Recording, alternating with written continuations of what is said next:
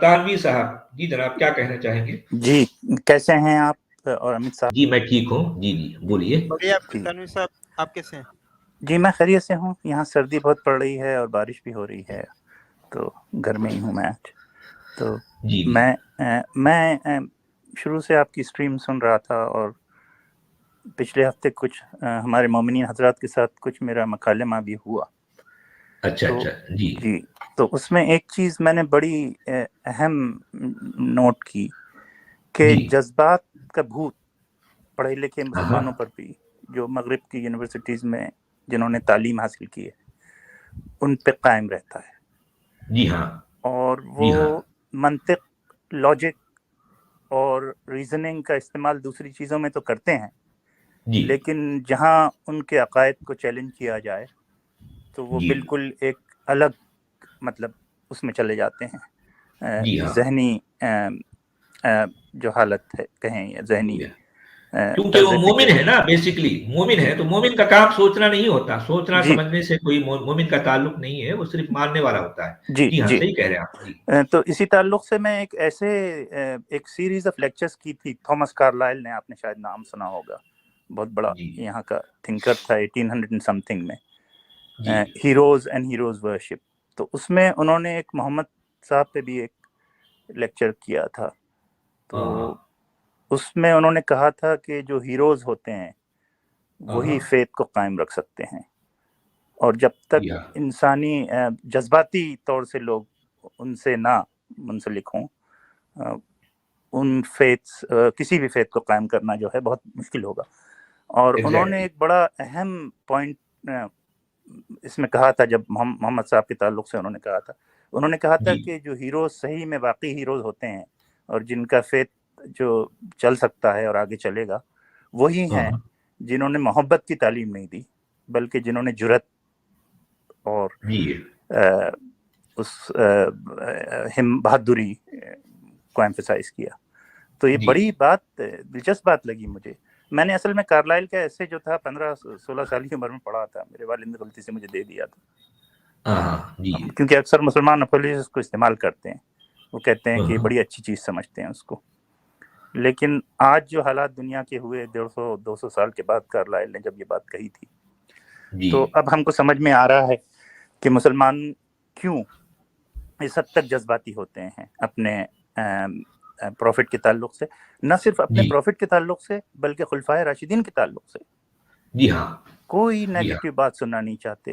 اور میں جاہل لوگوں کی بات نہیں کر رہا ہوں، پڑھے لکھے لوگوں کی، جنہوں نے یہاں کی یونیورسٹیز میں تعلیم حاصل کی ہے، جی ہاں ان سے اگر سوال کرو خلفائے راشدین کے دور کے بارے میں تو بلک جاتے ہیں بالکل، اور جی ہاں بالکل ایسا لگتا ہے کہ پتہ نہیں آپ ان کے دشمن ہو گئے ہیں۔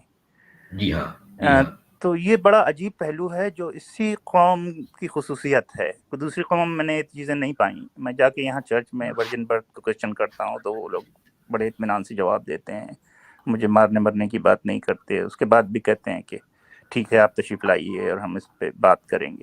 تو یہ جو کیریکٹرسٹک ہے، یہی مجھے لگتا ہے کہ اسلام جو قائم ہے آج دنیا میں، اسی جی وجہ سے ہے۔ مسلمانوں کی جو نفسیات ہے اس کا ایک بنیادی پہلو یہ ہے کہ ان پہ مذہبی جذبات کا بھوت چڑھا ہوا ہے، نہ صرف جی ہاں مذہبی جذبات بلکہ شخصیات کی پرستش کا بھوت چڑھا ہوا ہے، اور جی یہ ہاں جب تک ہم نہیں اتاریں گے، وہ اسلام میں جس شدت سے عقیدہ ہے اور جس طرح سے عقیدہ ہے، آج ہمارے پڑوسی ملک کی ایک مثال دوں گا میں، وہاں کا وزیر اعظم مدینہ کی ریاست کے بارے میں بات کرتا ہے، کہتا ہے کہ میں مدینہ کی ریاست قائم کرنا چاہتا ہوں۔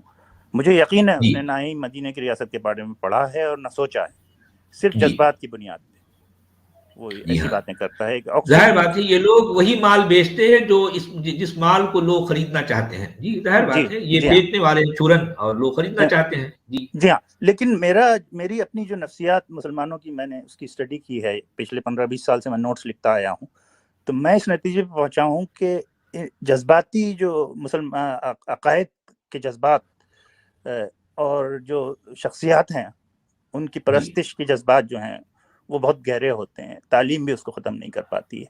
اور جی ہمارے ہاں پڑوسی ملک کے جو وزیر اعظم کو میں نے ذکر کیا، نام نہیں لوں گا، تو وہ جذباتی جو ہے ان کے اس تعلق سے جذبات اس کی بنیاد پہ کہہ رہے ہیں. میں ان کی سنسیئرٹی پہ کوشچن نہیں کر رہا, وہ سنسیئر ہیں, ان کا اپنا ایک امیج ہے کہ بھائی مدینہ کی ریاست ایسی تھی, یہاں امن تھا, یہاں کسی کی قتل و غارت نہیں گری نہیں ہوئی, یہاں سب کو انصاف ملا. حالانکہ حقیقت اس کے بالکل برعکس ہے.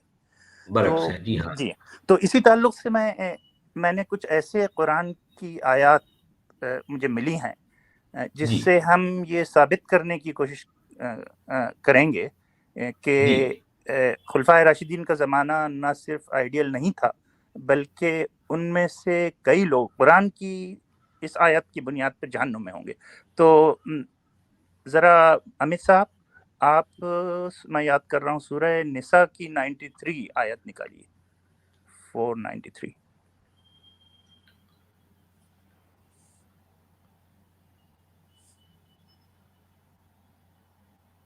جی 493.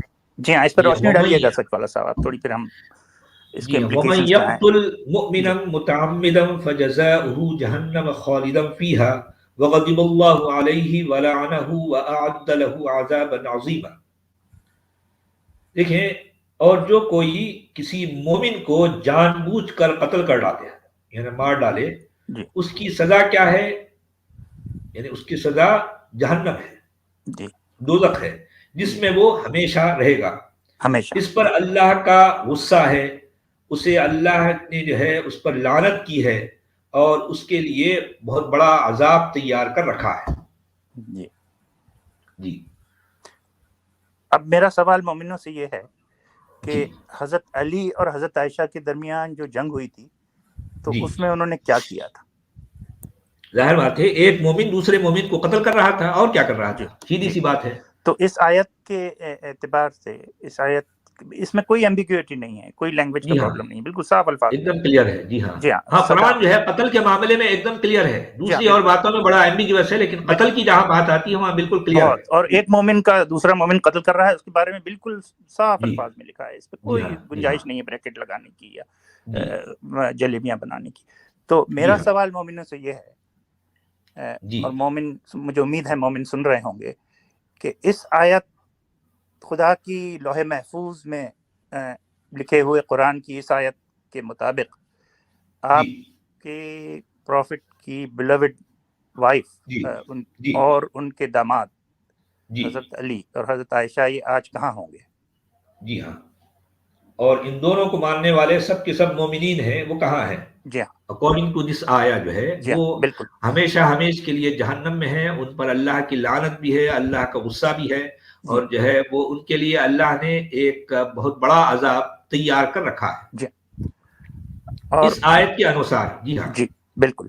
تو میرا دوسرا سوال پھر یہ ہے کہ کیا تم ایسے لوگ جنہوں نے خدا کے الفاظ کو نہیں مانا اور جو جہنم میں ہیں اور ہمیشہ جہنم میں رہیں گے, کیا تم ایسے لوگوں کی لکھی ہوئی اور بولی ہوئی چیزوں پہ یقین کر سکتے ہو؟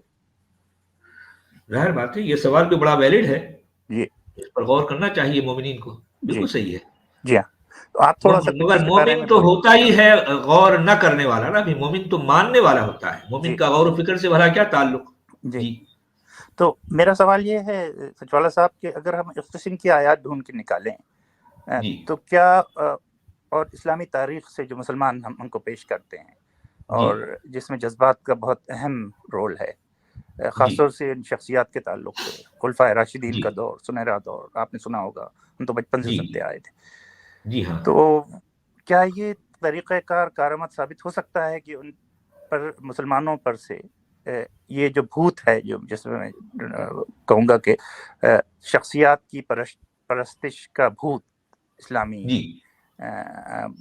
دور, بہت اہم دور کی خلفائے راشدین کے زمانے کی خاص طور سے, کیا یہ اتارا جا سکتا ہے خود قرآن کے ٹیکسٹ کے ذریعے؟ تو یہ ہاں ضرور اتارا, کیوں نہیں اتارا جا سکتا. جی, ارے بھائی قرآن کے ٹیکسٹ کی بیس پر خود اللہ کا بھوت اتارا جا سکتا ہے, خود محمد کا, جسے مسلمانوں نے اپنا منہ بولا نبی کہہ رکھا ہے, اس کا بھوت اتارا جا سکتا ہے. تو دوسرے لوگ کس کھیت کی مولی ہے؟ جی بات تو ہے, صحیح کہہ رہے ہیں آپ, بالکل صحیح ہے. جی آپ کی بات ویلڈ ہے. جی جی تو میں مسلمان مومنوں سے, بہنوں اور بھائیوں سے درخواست کروں گا کہ اس آیت پر غور کریں اور سوچیں، جی ہاں اور کم سے کم یہ سوچیں کہ ہم جو خلفائے راشدین کے دور کو سنہرا دور کہتے ہیں، وہ کیوں کہتے ہیں؟ جی یہ ہاں جذبات کی وجہ سے کہتے ہیں.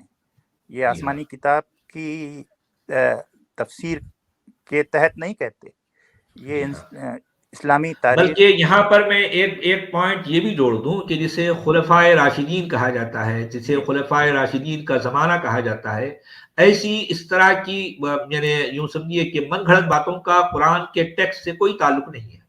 جی آپ سمجھے، خلفائے راشدین قرآن میں نہیں ہے، جی خلفائے راشدین سے جڑی ہوئی باتیں قرآن میں نہیں ہے. جی اگر آپ ان باتوں کو مانتے ہو تو قرآن کی ایسی آیتوں کے مطابق، قرآن کی ان آیتوں کے انوسار، تو وہ خلفائے راشدین جسے آپ کہہ رہے ہیں، علی ہے یا عائشہ ہے، جی وہ تو جو ہے اللہ کی غضب، اللہ کی لعنت اور ہمیشہ کے لیے جہنم میں ہے. جی بھئی یہ باتیں ہم نہیں کہہ رہے ہیں، قرآن کا لکھنے والا کہہ رہا ہے جی جی اکارڈنگ ٹو قرآنک ٹیکسٹ، ہے جی نا؟ ہاں بالکل جی بالکل. ہاں، بالکل تو صحیح بات ہے. سچ والا صاحب، پھر میرا ایک سوال اور ہوگا، اور پھر میں دوسرے کسی مومن کو یا دوسرے کوئی صاحب انتظار کر رہے ہیں کہ اگر یہ نہیں ہے قرآن میں یہ تمام چیزیں، تو جو مدینہ کی ریاست کا بھوت ہے مسلمانوں کے ذہن پہ، پڑھے لکھے جی ہاں مسلمانوں پہ، وہ کہاں سے آیا؟ جی ہاں، تھوڑا سا اس پر روشنی یقیناً ڈالیں. یہ بھوت ہی تو ہے. آپ نے خود کہہ دیا یہ بھوت ہے، اور جی بھوت کو اترنا چاہیے، ورنہ جی بھوت تو تو ہمیشہ ہر چیز کو جو ہے تباہ کر دے گا. جی ہاں، وہ آیا کہاں سے؟ لیکن میرا سوال یہ ہے ان کے ذہنوں اب ظاہر بات ہے اس طرح کی ادھر ادھر کی اوٹ پٹانگ کتابوں سے آیا، جس میں جو ہے مسلمانوں نے اپنے آپ کو بڑا ترم خواہ بتانے کے لیے خلفائے راشدین یا ریاست مدینہ جیسی باتیں لکھی، تراشی بلکہ گھڑی، اور جی لوگ اس کو مانتے رہے. ان جی کے بالکل. ملاؤں نے ان سے منوایا، اور جی یہ ہاں. سلسلہ چلا آ رہا ہے صدیوں سے. جی بھئی جی یہ دور، خاص طور پر میں اپنے پلیٹ فارم پر یہ ان باتوں پر ہی تو سوال اٹھاتا ہوں نا. جی جی اور یہی وجہ ہے کہ علماء کسی اور سے نہیں بلکہ سچ والا سے بڑے خوف زدہ ہیں. جی ان جی کو صرف اور صرف خطرہ ہے سچ والا سے، سچ والا کی آواز سے. جی جی ان کو کسی اور سے اتنا خطرہ نہیں ہے، اس لیے کہ میں ان مولویوں، ان ملاؤں، ان علماء کا کے گھروں کا بھیدی ہوں جی میں. جی ان کے اندر کی بات کرتا ہوں، اس لیے مجھ سے خوف زدہ رہتے ہیں. جی ہاں. جی. چلے اور صاحب، بہت اچھا لگا آپ کی. جی بس ایک پوائنٹ میں اور مینشن کروں گا، ابھی ذہن میں آیا کہ آپ جی کا جو آرگیومنٹ ہے کہ عباسی دور کی کریشن ہے یہ پورا اسلام، تو اس کا ثبوت اس سے ملتا ہے کہ ارسطوٹل کا جب انہوں نے ٹرانسلیشن کیا عربک میں، جی اور اس کی جی آئیڈیاز آئیں، اور تھوڑا سا ان میں سسٹمیٹک تھنکنگ کے پیٹرنز آئے عربوں میں جو پہلے نہیں تھے، تو اس میں جی ارسطوٹل کا ایک بہت امپورٹنٹ کانسیپٹ ہے میگنانیمس مین. ہاں تو وہ میگنانیمس مین کا کانسیپٹ جو ہے، وہ مجھے لگتا ہے کہ انہوں نے محمد صاحب کے لیے یوز کیا اور ان کی پرسنالٹی کو کریٹ کیا. ظاہر بات ہے، جسے جی مسلمان اپنا نبی کہتے ہیں، وہ اصل میں کئی شخصیات کے مجموعے کا نام ہے، یہ کسی ایک شخصیت کا نام نہیں ہے. جی جی یہ ساری بالکل. جو پراپرٹیز، جو کوالٹیز بتائی جاتی ہیں، مسلمان اپنے نبی کے بارے میں یہ ساری باتیں جی جو جوڑتے ہیں، جی ایسا کوئی شخص زمین پر کبھی بھی نہیں گزرا، کبھی جی بھی نہیں، کہیں بھی نہیں. جی جی ہاں. ہاں تو آپ کے خیال سے یہ بھی انہی کا کریشن ہے، ہاں محمد ہاں، ساری صاحب کی کریشن ہے. پرسنالٹی؟ جی جی ہاں ہاں جی ہاں، صحیح بات ہے. بالکل. اور کیونکہ ان کا مسلمانوں کا منہ بولا نبی قرآن سے ثابت نہیں ہوتا، جی ہاں بالکل بالکل. جن اور کا یہ انہوں نام نے انہوں نے محمد رکھا ہے. جی ہاں ارسطوٹل کا جب ٹرانسلیشن ہوا تھا عربی میں، اس کے بعد انہوں نے ان کے ذہن میں یہ بات آئی کہ اس طرح کا ایک ہیرو کریٹ کر دیتے ہیں، تو جی پھر ہاں جی ہاں مسلمان جذباتی طور سے اس کے ساتھ اتنے منسلک ہو جائیں گے کہ مارنے جی ہاں. مرنے کے لیے تیار ہوں گے. اور ہماری یہ سارا سلطنت. جذبات کا کھیل ہے میرے بھائی، سب جی کچھ یہ ہے، بالکل. یہی اور ہوتا رہا. جی آج سوچی بھی سمجھی لوگ اسکیم. صرف جذبات کی بنیاد پر جو ہے اس جی سے ہاں جڑے ہوئے ہیں. وہ اگر جی عقل سے کام لے، جی ہاں لاجک سے کام لے، تو خود بخود یہ جو ہے، یہ دیکھیں کہ جو سونامی، ایکس مسلم کی سونامی کچھ دیر بعد آئے گی، وہ ابھی ہمارے سامنے ہوگی، جی ابھی ہوگی، جی اور ہو بالکل. رہی ہے. جی جی ہاں. ہاں جی. چلیں، بہت بہت اچھا لگا آپ کی باتیں ہوئی. بہت بہت سچ شکریہ کا سچ والا مسافر. صاحب، جی جناب، بہت آپ سے بہت گفتگو شکریہ. کرنے کا مجھے جی موقع ملا. شکریہ. جی شکریہ سر، شکریہ.